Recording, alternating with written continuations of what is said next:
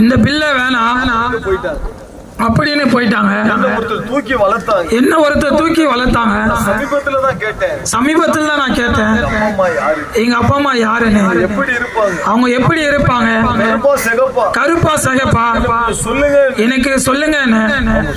அவங்க சொன்னாங்க, எனக்கு தெரியாது, உங்க அம்மாவுடைய கையை விட பார்த்திருக்கிறேன், கொஞ்சம் அந்த கையை கொஞ்சம் வீக்கா இருக்கும். இது ஒண்ணுதான் எனக்கு தெரியும். இதுதாங்க என்னுடைய வாழ்க்கையில பெரிய வருத்தம். ஏன்னா எனக்கு யாருமே கிடையாது. உலக பாஷையிலே சொல்ல போனா நான் ஒரு அனாதை. அதுதான் உண்மை. அப்படி அனாதையா இருந்தேன். என்னுடைய வாழ்க்கையில இயேசு அடைக்கலமாய் வந்தார். அவர் என் வாழ்க்கையில வந்ததுனால அனாதை என்கிற